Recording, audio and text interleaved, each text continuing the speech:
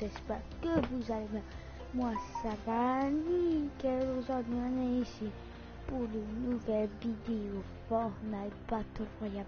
On va pas jouer, mais d'abord je vais vous montrer la boutique. On a un nouveau skin agent de liaison. Biceps. On a spécialiste du désert. On a le retour de l'ensemble papillon de nuit. On a le skin phalène avec son sac à dos. Après on a son outil de colle à flamme sur pied. On a son plein l'épidoptère. Après on a la danse pop star que j'ai jamais joué. J'ai la musique, c'est pas la danse. On a le skin dévolté avec son l'accessoire de tout porte skateboard. On a les paliers du pass au combat. On a Bucanière avec son deuxième style. On a son accessoire de bar océane avec son deuxième style aussi. On a le mini cocotier. On a dans le CDR. Les gars, code créateur, les gars. CAS. Les gars, abonnez-vous à Nati.2 aussi à Kylian Gamer, les gars. Ça me fait tellement plaisir. Les gars, on est parti pour regarder la World Cup. Mais comme dans ce jeu vidéo, ouais, je comprends plus rien.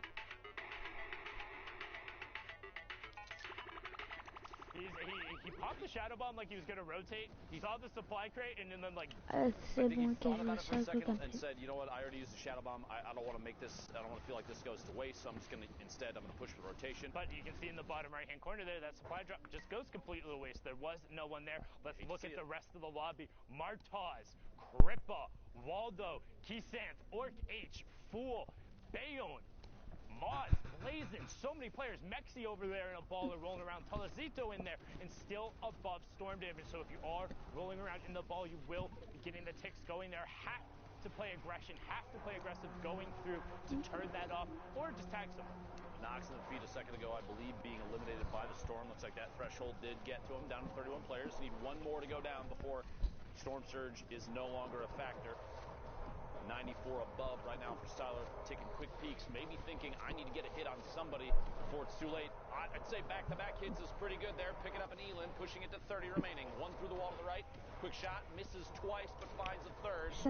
Tart goes down, picking up the second Elin so far for Styler. Sorry, 29 players left. We're 4 away from placement points, and this is so many people trying to rotate simultaneously through not even the ultimate low ground, but just kind of the mid is just full of people.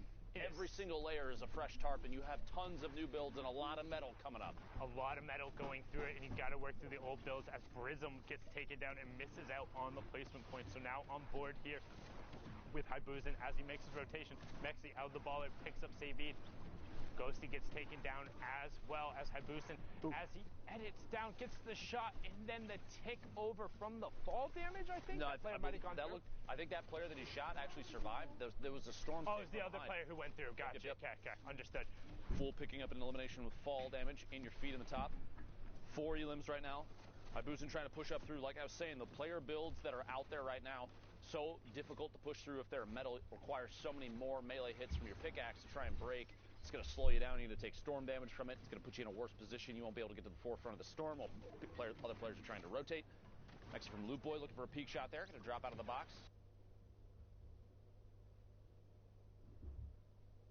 Low ground. Everyone is there as we're getting closer. Boom, there it is. Top 15 Styler does get taken down on that mid tarp by Mods. Harvey gets Kazan. Mexi gets taken down by Zealous. Bayon there, brilliantly done. Topped out on the light ammo. Crippa gets Fool as Mods gets Blazin, and we're into the top 10. Top 5 being left. Drops Martaz in with the edit. Catches him on the move with the corner edit and a quick swap. Oh, man. Sorry. That was insanity. What a quick reaction there, Van. Now at 2 eliminations. Only 24 builds, but G just picked up all that brick a second ago. He's digging through any materials he has left. Bodban all the way in the high ground right now a single layer across, but it doesn't really matter. No one's looking up, and he's got RPGs for days. Looks like he's going to look down from above and try and take shots. Good pickups from Crippa on this mid-tarp right now as Botaban is going to work down. Bayonne on the mid-tarp. Top 5 just happened as Haibuzin gets ticked over. Shadow, will he be able to pick it up? Bayonne gets Shadow though on the turn. Can Bayonne catch back up to the zone? And ramp. Crippa gets caught by Botaban on the high ground. The single tarp strategy on the high ground. The one rocket he fires down for Elib and the victory out. He says you can take that out. 11 points coming out from Botaban. Well played there. Even just the single layer of brick, because there were so many layers of material below, that's actually really, really good thinking on his part as he's moving forward. He looks down and says, no one's going to challenge me. There's so much mass in the way that no one's looking up. I just need to keep this. I got to find a spot to connect it. That's a super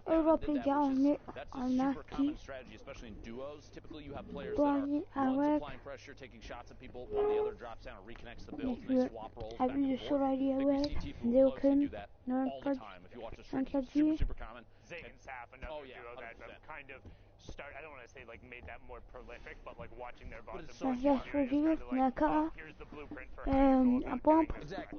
You're connecting the canopy of your build to structure that's already established underneath, because then if somebody shoots out what's way back in the storm, you're not going to run back and replace it. But now it doesn't matter because you have another branch connecting underneath. Yeah, and then you're all good. Well done from them there. As we're on board here with Solari Airwalk. Attention, j'ai fait le pari sur la Just a tick under half of the lobby. Storm Circle 5 is closing, and we're also going to be rotating through pressure plant. So lots of geysers, lots of innate natural mobility, and a decent amount of mats and metal that can be reused. So it should be interesting to see what ends up happening here as we hop on board here with Train H's Alpha. Train H being the team Train Hard, hits the geyser and says, I'm going to zone. There's players all the way up on the drone in the sky above. You see him Alpha on rotation. Check. Attention. Just to stay away from the player underneath. You don't want to get dropped on somebody else's structure. Placing the ramp so you can get quick edits in whatever direction you need. You see these kind of edits. He's looking for shots now, and then he'll quickly do a reset after he feels like he's shot long enough. You don't want to get caught gargoyling, tunnel visioning on somebody where you're exposed and someone might take a shot. And there's a lot of players in front of him. He might not see them, but they're there. But what I was going to say is oftentimes we see players do like the window edit and then instantly reset so that they can get transparency through the metal or the brick. More often now, I see players do a door instead of a window, because at this level, even that imagine you have 3, 4, 5 frames where there's a window open. Someone might sneak a snipe shot or rocket something in through the window, and you're gonna get punished. Door doesn't do that. So close the door. Well, yeah, you put the door in and it's still just a solid surface, so you prevent any opportunity for somebody to sneak a shot in. Yampi there, I was going to say, you might want to reset that window. Speaking of. Mongrel in the lobby. Well, you can see Mongrel currently sitting on 55 points. Last time we saw him, he was at that 50 mark, so down to it. Mondral qui part comme un vieux escalier, il a cassé le kill. À Mondral, il me impressionne pas. Wants to play patiently, wants to not be eliminated early. Generally, you're used to seeing him play much more aggressive, but with everything on the line, with the queues being closed, with the last opportunity to book a seat in New York City, tu vois même balle, hein? He can't mess up. Essaie de mettre à zéro l'entier, ça. If he wants to be going. You got to be thinking these players too when they're back. Airlocks and Alpha Amons are both in the lobby. I apologize, but this place is stacked. No, it's insane. You're right.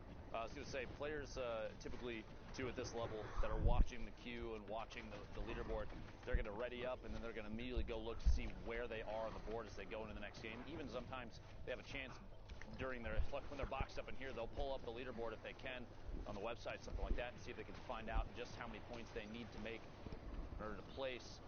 Does not surprise me that Mongrel's trying to play a little safer. Pushing over the top of this campfire player underneath. Another one boxing up inside metal. A lot of layers here. An attempt to maybe get a little bit of an advantage here in terms of elevation. Pushing forward, branching into the next circle. Oh, baller almost took out his build there, which could have been absolutely devastating. Would have dropped him down. No tarp beneath. 28 players remaining. Look for shots. He finds it. There you go. Leon players goes down. 26 players remaining. Oldies gets picked up by points. Looking for it, and that's 59 now as he hits the top 25. Player directly next to him on the box, but trying to pop that, and Crew goes down as well. Was in the top 25, but that was the player who was in the second place last time we saw. You have Windstrike Mayhem, who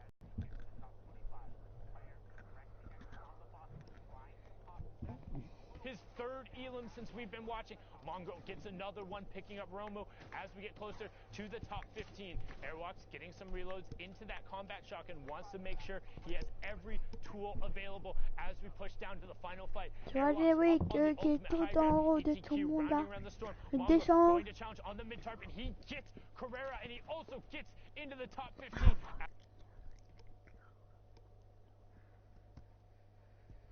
Knocked out.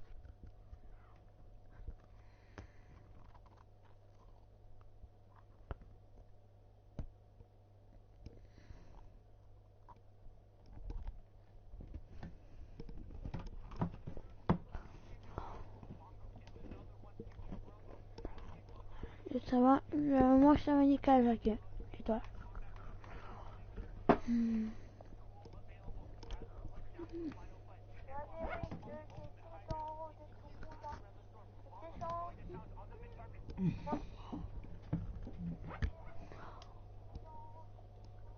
To make his way to New York City, we will have to see before too long. Top 5 now. Alpha, 30 builds, a mini opportunity. Anything to heal right now is going to be big. You don't want to be caught. Oldies does in fact have that positioning, a 1v1. Players are basically 1-2 boxes away from each other, and Oldies may take the chance to rotate up out of the storm. See here, stuck against the edge. Airwalks, the ultimate background, just waiting. 97 builds for Oldies, but only 1 for Airwalks. 52 to 58 in points. This could end up being the difference. Oldies looks to go for it, and he gets the zone back. Airwalks, he takes away the zone, but Airwalks knocks him down. No fall damage coming through. Oldies just keeping the zone in the area, and Oldies gets the victory royale, pushes him up to 55.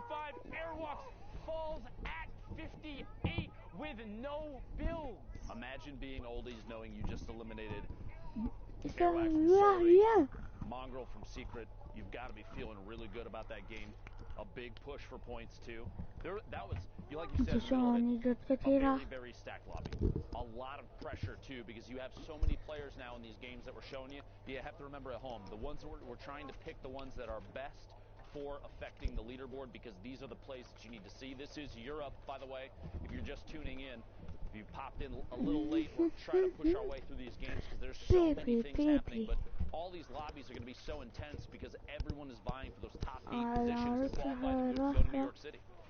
And that's what it's all about, getting a spot in the Fortnite World Cup final. This is week 9 of the online open qualifiers. The last chance in the solos competition. And if you want to sit on that stage, if you want to be playing with the best of the best, the Bizzles, the Vivids, the T-Fuse, the Dementos, all of those top players on the stage with Faxbox and Banny, you have to clutch up right now in these final moments and against the best players, because if you're unfamiliar with how the tournament matchmaking works, it's 3 hours, 10 matches, and as you climb in points, you're matched with players close to you in that point range. So the matches only get more difficult, the players only get better, and these are the times, these are the fights you have to win if you want to be playing for your shot at the $30 million.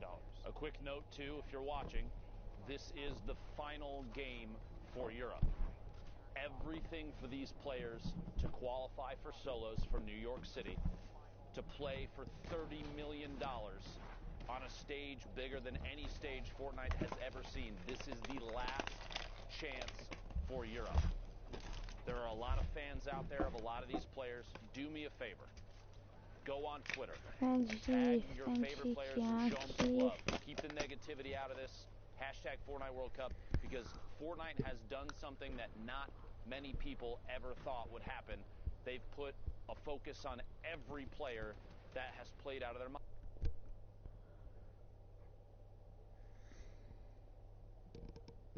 They need to know that you're supporting the heck out of them. So again, hashtag Fortnite World Cup. Please let your favorite players know that they've done an excellent job. Win or lose, doesn't matter how many eliminations.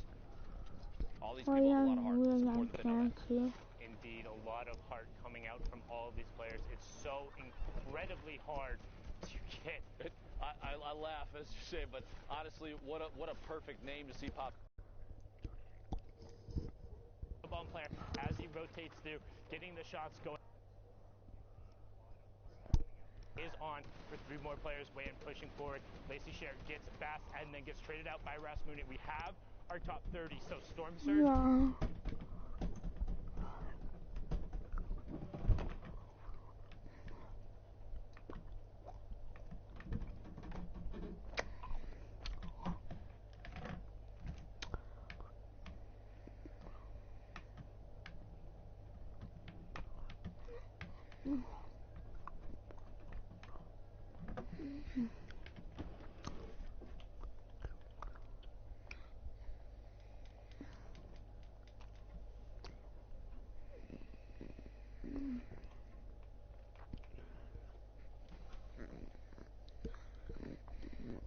For everybody left on the board, down to 22 already. This rotation has been lethal for so many. Such a big shift, down to 21 now. Chip goes down 20. Every time I feel like I say it, we're about to see 19. There's another elimination.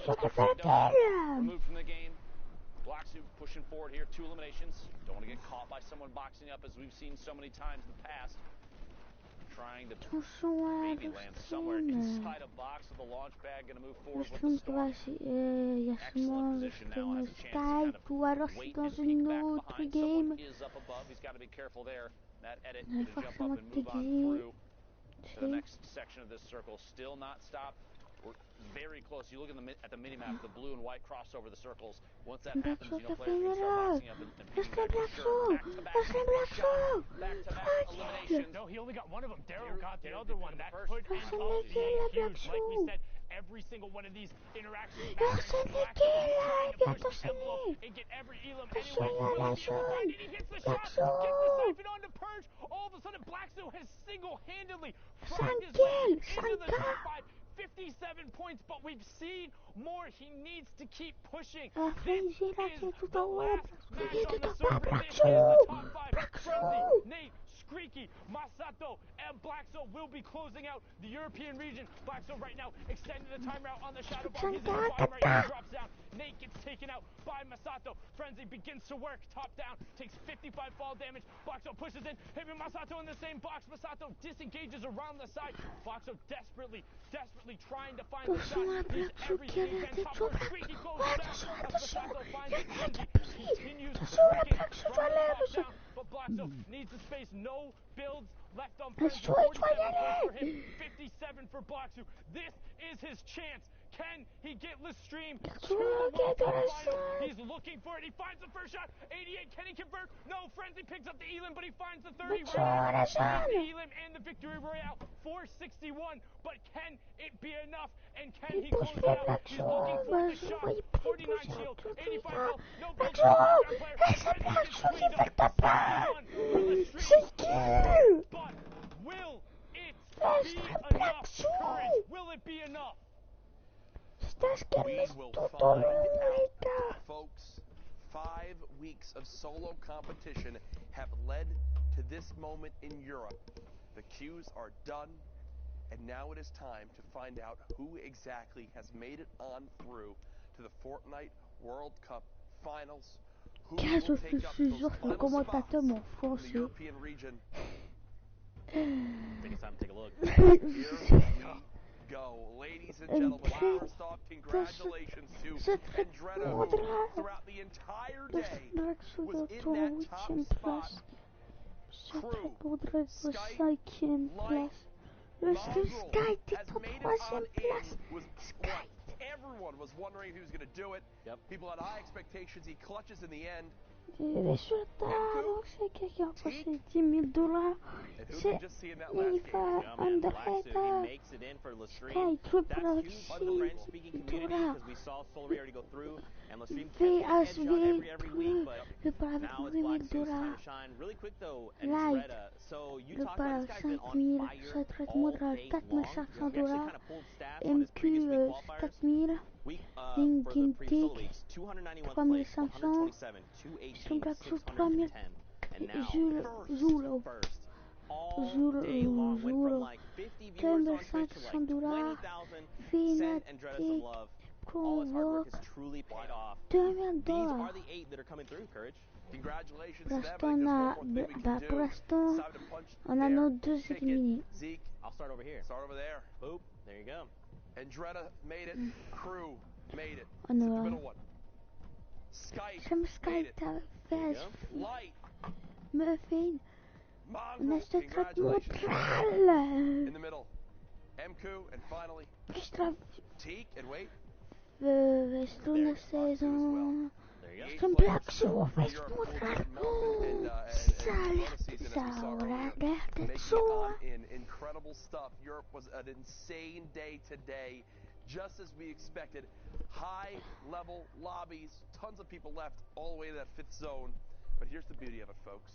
We've got more action to bring you. We're going to go to a quick 5-minute break. We come back. We'll catch up to speed on some of the other regions before we kick off. Black Shoes, traitement This is the last chance, all right? People need to know about this block party, all right? La prochaine This is your last Liga, ça opportunity sera dans to get them involved, 4 to get them minutes hyped. 50, les gars. Zeke, everyone's Ça gonna be there, va all right? droite, DJ Zeke's gonna be there. DJ Sundown's gonna be there. Everyone's gonna be C'est there. en Asie, all right? ouais, c'est dans le serveur. Océanie, c'est dans le serveur. The people are waiting. Asie, All right. en Asie. You know what, man? I'm DJ Zeke. I don't need no card. But what you need to do is buy your tickets to the block party. Tickets are only $35, Fortnite fam. Listen, all right? June 15th, 16th, at the LA Forum, Day 1, Creative Showdown. Listen, all right? Team Evolve built an incredible map. Spoiler alert, it's dope. Day 2, Celebrity Pro-Am. 50 pro gamers. 50 celebrities are battling out for a $3 million charity prize pool. What more do you want? What more do you need? Fortnite fam, you need to be there because we are ready to. Et mec, il y a un gars derrière lui, le mec qui fait une jubilation, tout. Hey, Fortnite fam, Sundown here, and today we're going to talk a little bit about the Flintlock pistol and its impact on competitive play.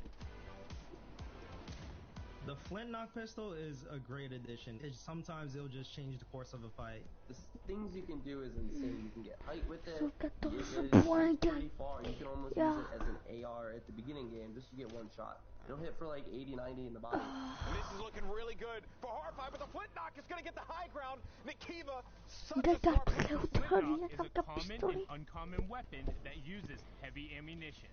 It does 86 or 90 damage depending on rarity, and it has a 2 times headshot multiplier. This means that outside of a sniper rifle, it has the highest single shot damage potential in the game. However, the Flintlock only allows for 1 shot at a time, has pretty decent damage fall off, and also takes 3 seconds to reload. In addition to all of this, the Flintlock also has a mobility component to it. When fired, it will impulse the shooter backwards, and if the bullet strikes a target, it will impulse the target away from the shooter. This can allow for some tricky plays to be made. Player there, runs out in the storm, jump, finds him, yeah! We've seen a decent amount of use out of the Flintlock during the Fortnite World Cup online open qualifiers. So let's hear from some of the qualified players and get their opinion on its addition to the game. Du jeu qui vise surtout pour la World Cup. It will be this one. You can actually like kill C'est someone vrai parce que tu prends la hauteur du nom. Après ça fait une base de dégâts dans la tête. Balle dans le corps, tu mets une balle dans le corps quand t'as que 100 de vie. Après tu mets un coup de pièce, c'est bon, il est mort. Moi la dernière fois j'avais mis 2 balles de Thompson. Et j'avais fait allez, au Silex hein. Et en plus, pour aller dans la zone, c'est bien. Et quand t'as construit et que t'es en train de tomber, c'est bien parce que tu te propulses pas, peut-être tu prends pas de dégâts de suite. I like that it's so versatile. I really like him competitive. Definitely deserves a spot here. Thanks for watching. Ok, dans and une hopefully minute you 20, saw c'est how que the je flintlock reviens. can be utilized in the right hands. What is the best flintlock play you've done or seen? Share it with us using the hashtag Fortnite World Cup, and we'll be seeing you guys on the battle bus, or maybe flintlocking through the air.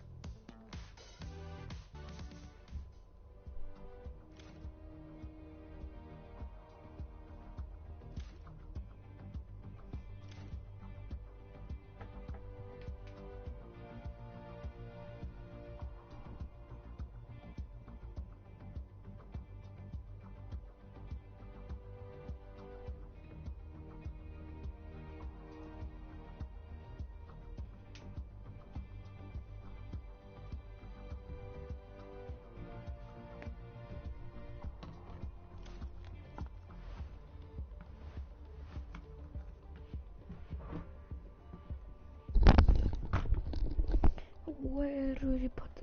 Désolé. Salut tout le monde. Ah, c'est vrai, je vais faire juste un mini truc.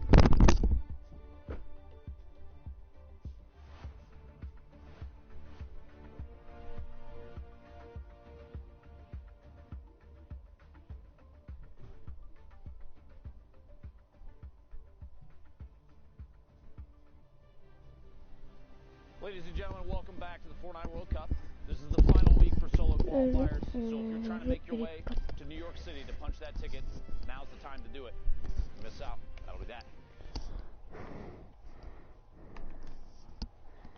Regions have already played out, but before we get to that, I asked a question when I was with Sundown casting the end of Europe, and that was where your favorite drop spot was. And we are lucky enough, because of the magic of Twitter and the production team who is always top-notch, a little social while we're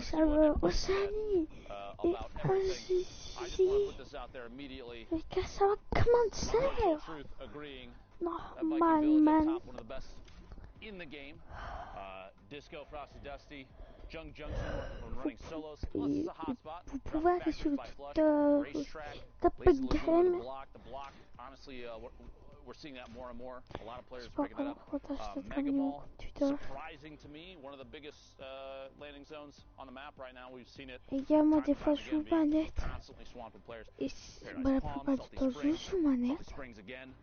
Ouais, mais des fois je joue PC aussi. Some players call it Westworld. There's all sorts of names for these locations where they don't have a POI name on them. It's kind of interesting to see how creative people can get. So, I appreciate that. Thank you very much. I'm always curious where people are dropping as hard as I can to avoid any of those spots. Thanks for...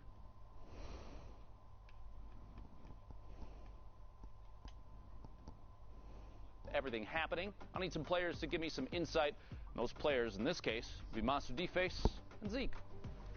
Thank you, Dr. Lupo. Back at it again, Zeke. Are you ready? Ready to rock it. I believe you are ready. That's why you gave me the fist bump and not Courage JD. Fortnite fam, we hope you guys are ready because it is finals day. We're hopping into some replays from Oceania that happened this morning. We want to get these guys up to speed, have them, share their moment because them qualifying was a big deal. Yeah, absolutely. So let's get ready to hop into these games together.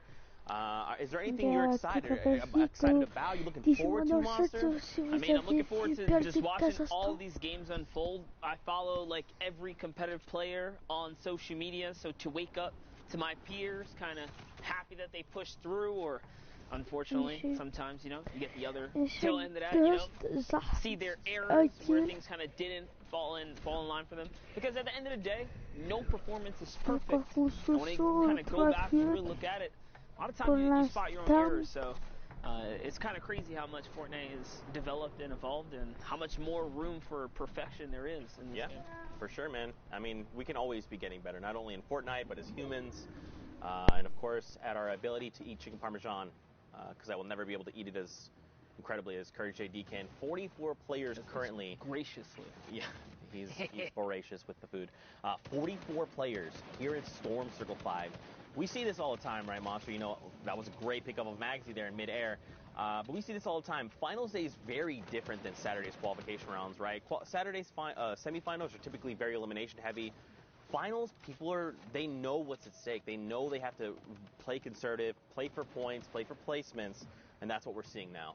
Yeah, it definitely goes without saying that these last days when, you know, everything's on the line, there's just so much more pressure on you to perform that you are going to be more hesitant. But not only that, you have to respect people that are able to make it through the top 0.01% Sunday for qualification, because at the end of the day, look at how many players don't make it to Sunday. Like, literally, it's not easy to crack out 30, 50 points, 60 points if you're on EU at times, just to make it through. Like, the competition is that stiff, so there's a lot right down the line. If you make it through to Sunday, you got to give yourself a pat in the back, regardless of how you do it, because it's no easy feat.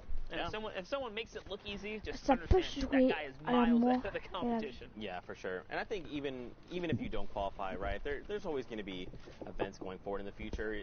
There's always another opportunity. Just because you didn't make it, it does not mean that it's the end of your Fortnite journey or your Fortnite career, right? Like, I mean, just like everything in life, it takes a lot of preparation, consistency, but more importantly, one of the factors people don't take for granted is the luck factor. You also still need things to click, even in life.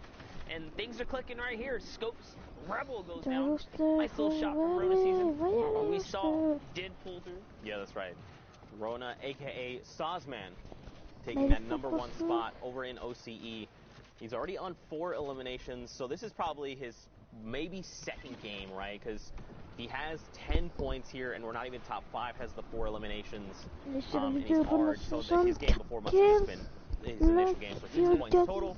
And now we're hopping in. How are things going to unfold for him? He just hit top 25, so first round of placement points coming out. Don't forget, guys, 15-5 victory royale. Those are every single threshold, and every elim is a point. So already at 7, I don't know how to do math. Just from elims and placement. Yeah, and if you're new to competitive Fortnite, this is what it looks like at the highest levels of competition, when there is money and prize on the line. Not only that, the respect of your peers. People are insane at this game. You might not see Gladarita play every day in your day-to-day games, but here in the upper levels of competition, they use these kind of items to maximum efficiency, to save materials. So top-tier competitive Fortnite is a very interesting thing to watch and kind of digest. Just kind of from sticking around and studying these guys' play, you can level up your own game. Especially like the minor differences between different people's play, right? Like you as a player, you might say, I love Gladarita Boy, and that is my go-to item. For me, I might say, look, I value the Shadow Bombs more because it just lends itself to my playstyle and the things I'm looking to do. You know, especially as Fortnite continues to evolve, new patches come out, new weapons, items, utility, all that. Like, it's just an ever-changing game. To see these guys adapt and just everything in their hands is lethal. It's like, gray AR, it doesn't matter. I'm just going to find 10 elims. Great tech, it doesn't matter. 10 elims. Yeah, exactly. They make it look so good. Now take a look at Rona, who somehow manages to find some high ground off that Shadow Bomb, doing a really good job at climbing up here. Makes the edit one step ahead of Unknown. Space there, kind of steps out before his counterplay can even happen. Now he is set up. He has a set-up shop right here. Who's at the ultimate top? It's Alfie. Alfie firing down, and someone else is just above him. You can see there, it's Brave. I will not lose.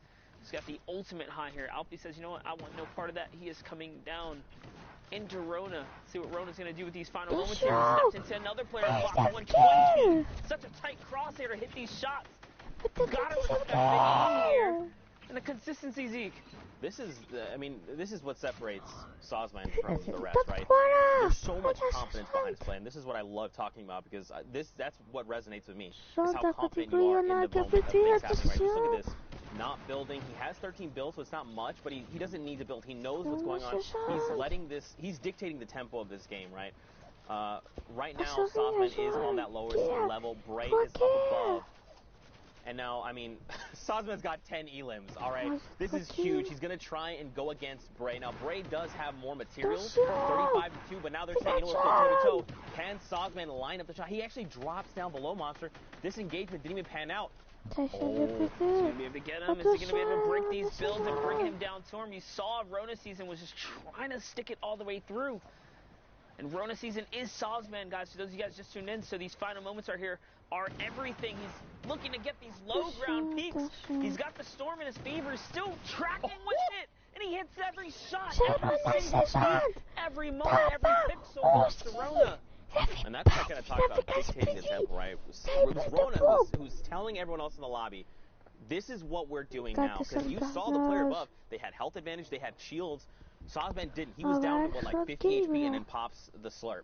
And then that other player was so afraid to fire back because he was like, look, this guy's going to crack me in the face every single time. You can just tell by the way he's moving.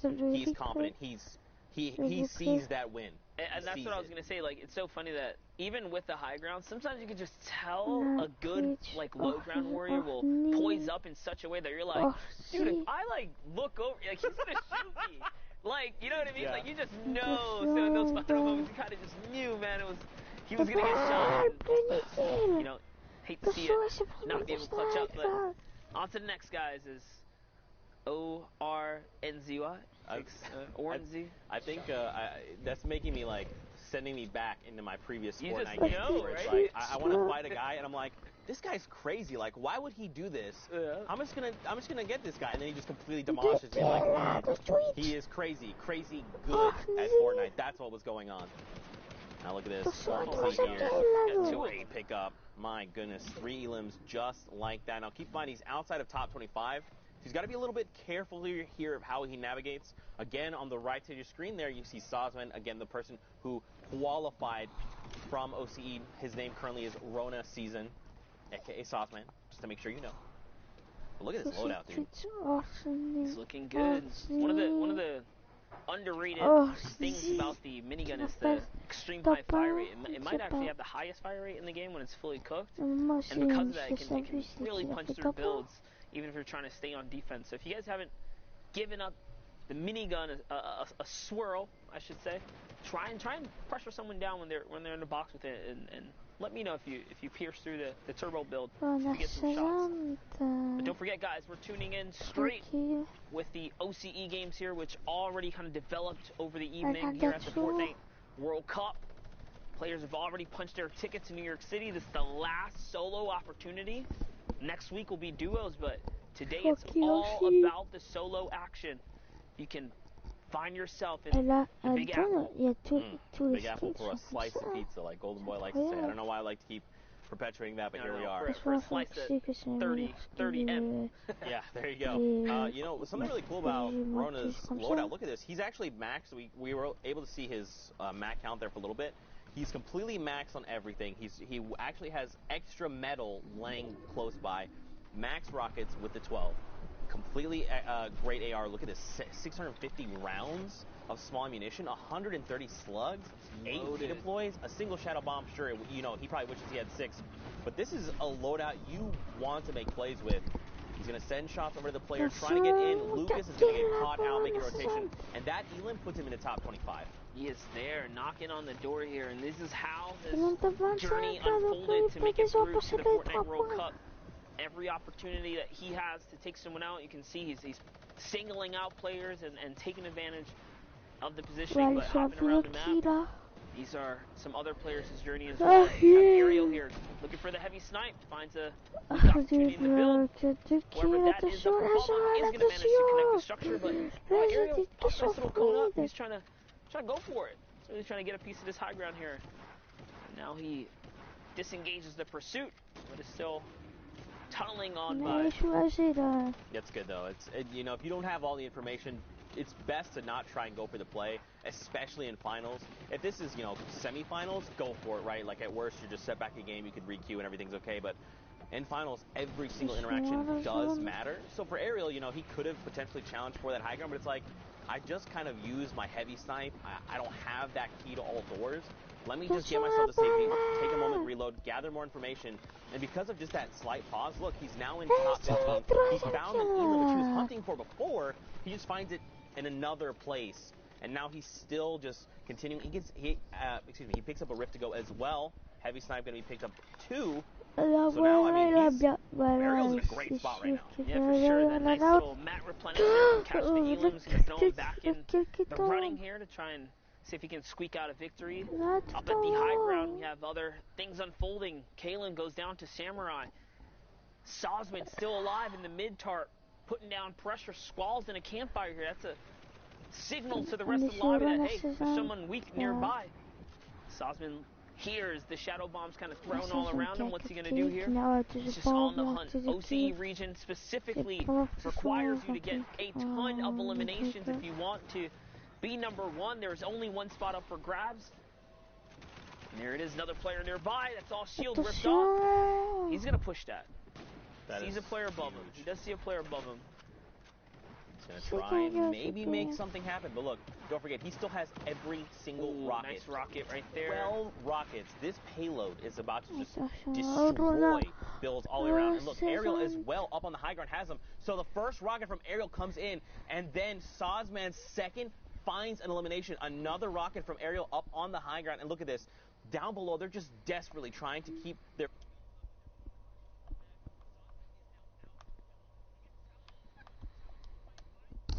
players, and he makes this a 1v1, but look at his HP right now. First rocket's going to come in.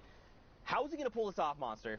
I don't know if he can. He doesn't really have much going for him. Just 24 health. He picked up, look, he picked up 500 medals from 0 to 500. 50 builds. This is huge. If those get fully built off, they're going to absorb an entire rocket and still stay built. But wait, dudes, this is a tough spot. Oh. That's a tall ask. That's a tall ask. It really was. 200 HP on Ariel with the RPG as well. He was fully loaded med kit, minis. He had everything he needed. That was a tough end game for Sosman. But hey, second place is not too shabby in this format. You get, you know, a ton of places. More importantly, those 2 eliminations to squeak out. We've seen the difference of 1 point was literally what all these games came down to. So that little flick of the moment, that little, you know, reaction to jump down there and go for it, that's the risk you take, and that's the payout you get. Now we hop on over. There you go. This is, so don't forget, this is now, we're in Asia replays. You can see at the top right. So these happen again overnight while we were all asleep. I was asleep like a baby. That's not true. I woke up several times. I was mad about it. Moffin XD, though, was the victor coming out of that Asia region. Yep, you see there, Moffin finds someone hiding in the cone. Does capitalize on a nice little elimination. Sees the loot back there, but might be a little too far to go scavenge for, so he's just on the hunt still here. As things are poised up outside of the Dusty Divot. Really tough place to battle out of. Never want to find yourself in the center of it. Nice shot right there. That's someone who's running right by. These competitive players are so good with the accuracy. Oh, he's trying to play the loot hoarder here, trying to get all the mats and stuff that he did not battle for, and now he's got the storm against his back. There's no way that man was going to get out of there, because with the 60-second threshold now, the storm can also just reward that Elam regardless to Moffin here. And whoa, he jumps into the zone for the desperate materials. Didn't even rift out. Ow, it's going to cost him like 70 health there, Zeke. That's a lot. Okay, so he did pick up 3 campfires. Sure, he can heal up, but that's such a tell, right? The moment you place a campfire, you're telling everyone around you, hey, I'm low HP. I have to use this if I hope to survive. Now, keep in mind, he was at the edge of the storm. He had quite the rotation to make. Because he dipped into the storm, everyone else is already making their way into safety. He's going to have a relatively safe rotation, but, like, again, he's in critical condition. If he finds an Elam, it's going to be huge. That Siphon's going to just put him right back into fighting condition, but he's got to find that Elam. Dude, talk about, like, insane rotation. First of all, he didn't get shot once coming from the further side of the Dusty Divot, and there was multiple players set up on bases. That is what we call that little bit of luck factor that sometimes you just need to kind of pull through here, because it doesn't happen like that very often. Someone gets rifted up there, Moffin lands a nice little 78. He's still in the game right now. Still in the game here. He's going to reload that heavy snipe, so just look for an opportunity. I doubt he's going to try and go for close-range snipes. He's probably going to use that to just punch into people's bunkers. He has his own rift to go. If things get a little hairy, I think he probably wants to use it, because if you, this is great. Just punch you, there you go, and use the other player's rift. If you need a rift. Yeah, but look where we're going right now. We're going on the little lip there of Dusty Divot. That's such an incline that if you don't make it first, you can actually box other people out, and then they have to burn materials to get over the little hill there. So I like that play, just saying, you know what? This guy used the rift, and look at this. Prime real estate. You just said it too, right? Like, you want to get on the lift there and see what you can do. Muffin comes in with some shots here. Looking for the replacement. Muffin. Rolls off the cone, Z. Just like that. And this is huge now, too, because not only does he get all the elims, the campfire's still going, so people are going to be like, oh, that player must be weak. Would we like to engage him? And Mothman sitting on 200 is like, please. No, yeah, absolutely. Like, come on in. That'll be a big mistake for someone there. Let's look at this map here. This is the Asian region, guys. We're tuned in with Asia. Hopping into some of what occurred overnight here. Char Mew looking to get his little moment here in the show. Nice shot right there.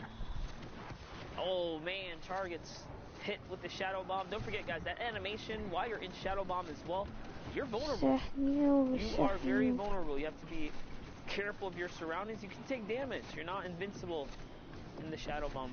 Man, Charmy is just burning through materials. That was a pretty rough rotation. It's probably going to cost him in the long run, because, I mean, he did go through quite a bit of mats, but...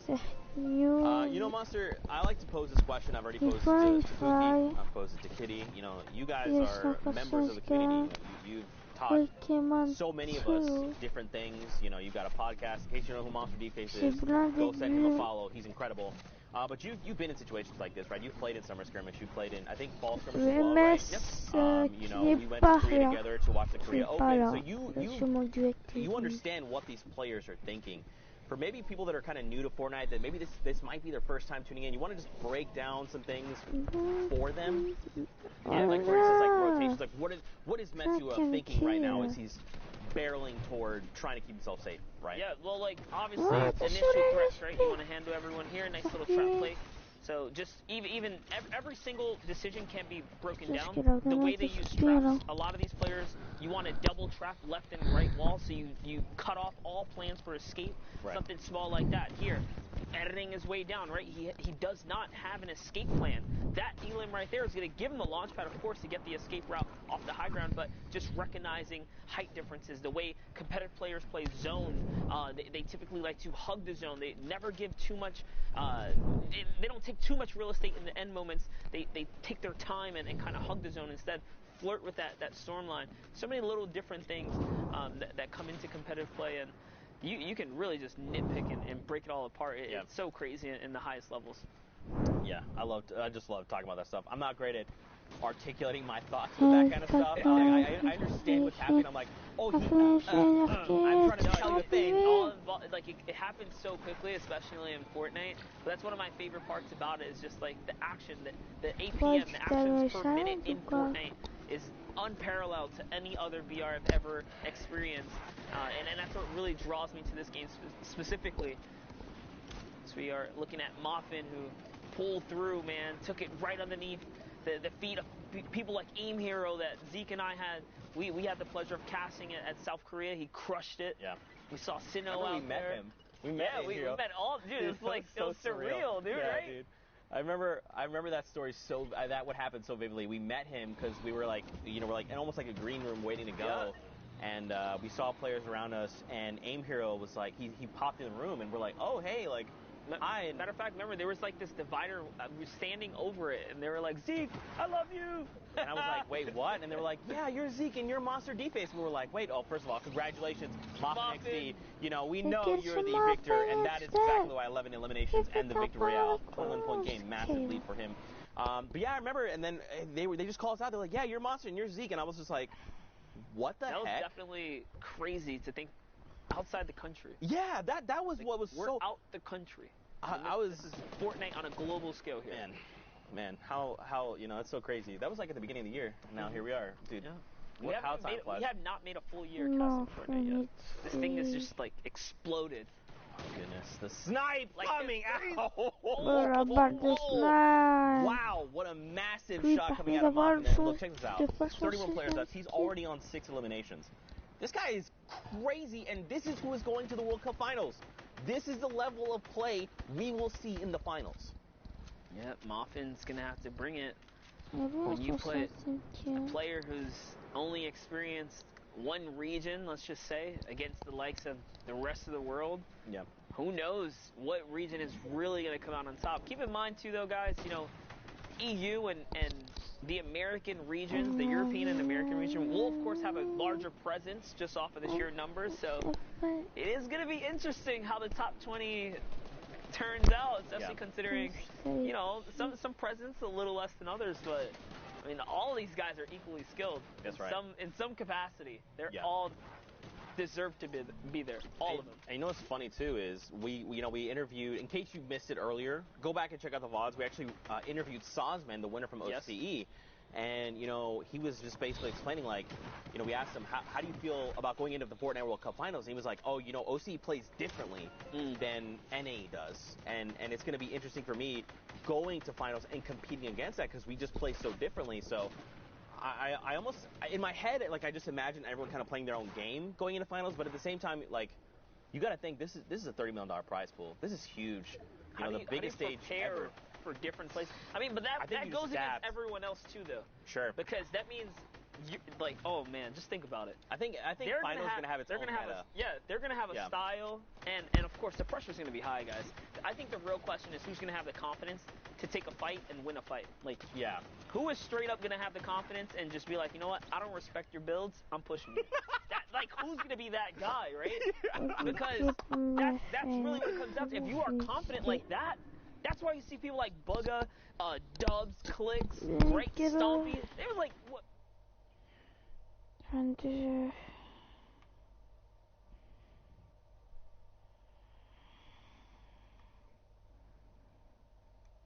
The top 10, so trust me, he's still here, guys.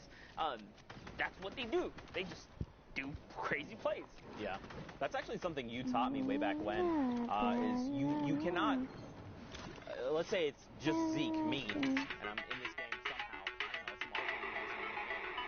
And if I'm up against someone like Moffin, who's the only fighter at #1 player playing the finals, I cannot stop and sit and go, that's Moffin. I know what he's capable of.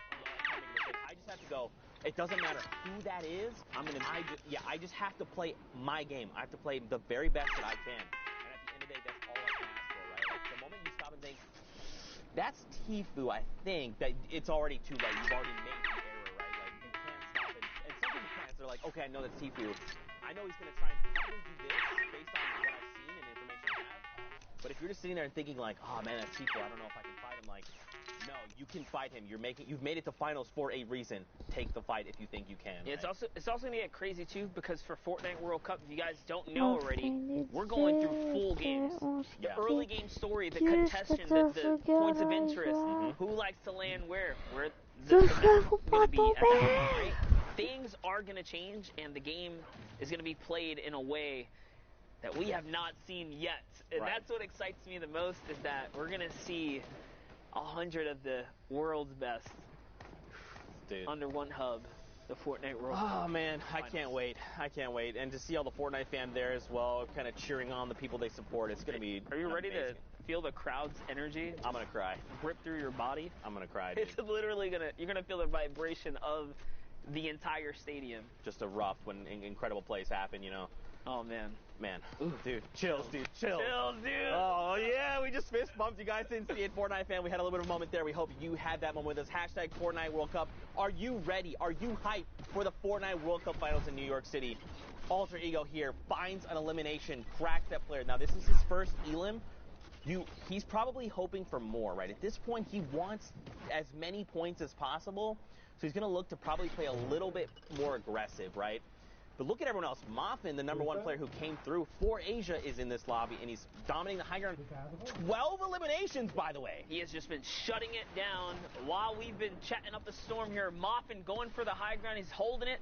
Nice little side jump right there. No errors coming out of him. And look at how he uses the boombo to crack open all the builds. Nice little 82 right there. Here comes the pressure. Can he get the follow-up? He's looking for it. Nice little side jump, and that's another one. This player is in pickaxe territory. Bye-bye jackpot. And Moff could not even get the loot off that. Couldn't get the spoils. Another boombo crack open right there. And when a fresh build comes out, if you do not hesitate, you send a boombo right away, you break it all open. So that's how he's able to just like catch these players off guard, because those roof panels are just, that's it, exploding right up. Yeah. Down to the low ground, CXV gets one elim there, and it's Macy and Mev, who's going toe-to-toe. Mauve still just has the dominant position. Yeah, I mean, so he's going to drop down. He's got the single build, so he had to take a little bit of fall damage to rejoin everyone from the stratosphere. Macy's down below, and look at this. Immediately, boom, he says, I know you heard me take this fall damage. You don't know how much it was. They go for the challenge, and Moffin was prepared. He knew. Again, it's just about dictating the game, right? He's like, I want you to challenge me. You know that I'm hurt, how hurt I am. You do not know. And just like that, dictating the game yet again cleans up that victory out. 15 eliminations. Points is that? It's that 25-point game? That's literally doubling his score out of nowhere. If you were in the top 10 and you had that come up, that's it. That's crazy. That's crazy. Now, guys, you know, we've had an awesome time, but for now, we're going to hit pause. Let's send it back into studio with Dr. Lupo, because I believe the doctor is in. What a terrible, repetitive joke, Zeke, but I appreciate the effort. I'm just kidding. Thanks, Zeke. Appreciate that. Crazy games from Asia and Oceania. You love to see kind of the meta changes and how different regions present themselves and the way that they adjust their gameplay relative to everybody else. But Europe today, and as we've seen multiple times in the past, Europe has done an excellent job of putting on a show like I think few people could even possibly imagine. And to talk about that and an interesting turn of events for who ended up at the top, joining me right now is Sundown. What do you think so far about Europe? Thank you so much, Lupo. Indeed, it was crazy. So just a couple of quick facts I want to write down. 15 points separated 100th place and 8th place. That means a 5-point victory royale was the difference of going to New York City and being in the 100th spot. That is absurd for how close it was. Black Soap, in that final game we watched, pushed him up to 61 points. He was tied at 61, but because he had the victory royale and got the average elim at the end, it pushed him into the last spot. We talk about how every single interaction ends up mattering, and then unfortunately on... À plus pour de nouvelles vidéos. Ciao.